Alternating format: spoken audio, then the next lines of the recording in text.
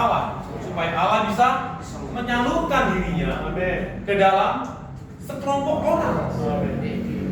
Saya tidak mengatakan kepada manusia, karena di luar sana banyak manusia yang tidak memikirkan kehendak kekal Allah.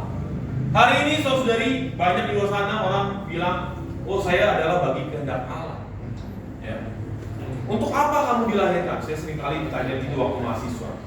Untuk apa kamu diciptakan? Banyak mahasiswa Kristen biasanya jawab, adalah bagi kehendak Allah. Ya. Untuk apa kehendak Allah? Oh ya udah, pokoknya kehendakku harus Allah aminin, kan? Sering begitu. Oh ini kehendak Allah. Kayak aku berdoa beli mobil, oh bisa beli mobil, ini kehendak Allah katanya. Bukan itu saudara.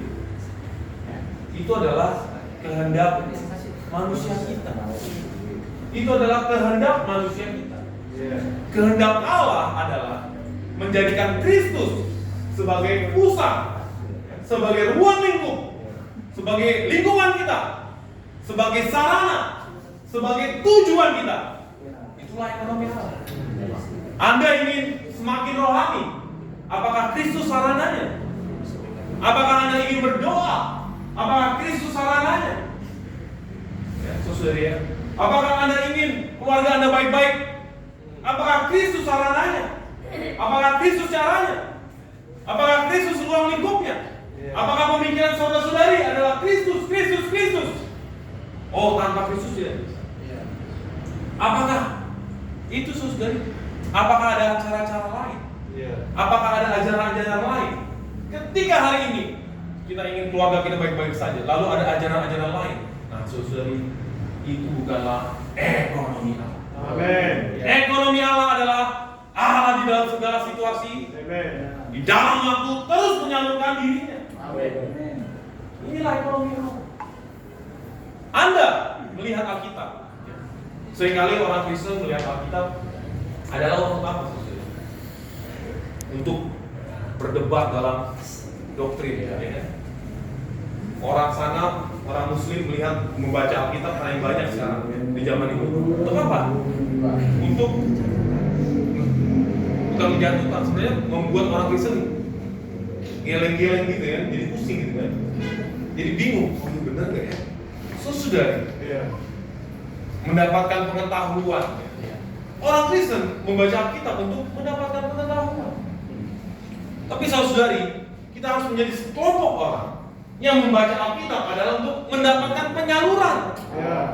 Kalau hari ini kita membaca Alkitab untuk penyaluran supaya Allah tersalur ke dalamku, saudari, Anda sudah di dalam garis ekonomi Allah. Amin. Baca Alkitab adalah untuk mendapatkan penyaluran.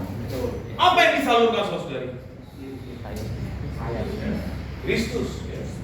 Dia adalah yang satu-satunya berkenan. Saudari harus lihat, Kristus adalah yang satu-satunya berkenan. Satu-satunya yang berkenan. Oleh karena itu setelah Tuhan dibaptis, keluar dari dalam air, ada merpati turun. Lalu Bapa berkata, apa? Inilah anak yang kukasihi, kepadanya aku berkenan. Berkenan itu saudari adalah bless, be blessed, diberkati, diperkenan. Arti di bless, diberkati adalah diperkenan. Jadi saudari ya, Anda ingin diperkenan Allah, miliki Kristus. Kristus semakin banyak. Hari ini kita telah dilahirkan kembali, kita telah diperkenan oleh Allah. Karena Kristus ada di dalam kita. Dia yang diperkenan oleh Allah itu tinggal di dalam kita melalui Roh yang lampung itu. Allah menjadi manusia supaya manusia menjadi Allah di dalam hayat, di dalam sifat, bukan di dalam kealahan, bukan untuk disembah. Yang disembah adalah Allah itu sendiri. Ya saudari ya, dia menjadi manusia, dia merasakan semua yang dialami manusia. Apa? Cemas. Oh anaknya makin besar, orang tua makin cemas. Dia tahu cemasan kita. Tapi saudari sering tidak bercerita sama Tuhan. Cemasnya dipikirin sendiri. Tidak menjadikan Kristus ruang lingkup. Benar ya? Oh anak gadis makin bertumbuh. Anak Jejaknya lagi makin bertumbuh. Pusing, mas, sekolahnya kemana? Ya kan? Tapi tidak menceritakan Kristus sebagai uang itu, sebagai sarana. Saudari, hari ini saudari, kita perlu hidup di dalam realitas ekonomi Allah. Pokoknya saudari, hari ini, ya, selama kita masih bernapas, selama kita masih hayat ada di kandung badan, maka saudari, kita perlu hidup di dalam realitas ekonomi Allah. Amin. Apa itu? Hidup di dalam penyaluran. Apakah saudari hari ini tersalur? Apakah sebelum datang sidang sudah tersalur? Saudari, sudah ada penyaluran? Ini harus menjadi pertanyaan kita setiap hari. Sudah mendapat penyaluran? Amin. Timotius 1 ayat 3 dan 4.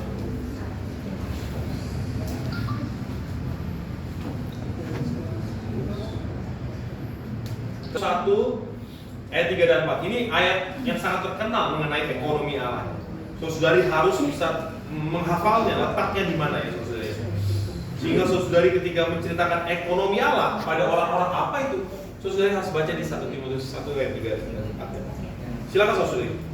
Ketika aku hendak meneruskan perjalananku ke wilayah Makedonia, aku telah mendesak Paulus supaya dapat menjadi Kristus dan mendesak kawan-kawanku agar mereka jangan mengajarkan ajaran lain.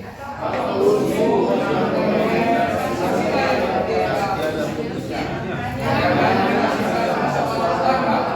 dan bukan bertipu keselamatan mereka dalam iman.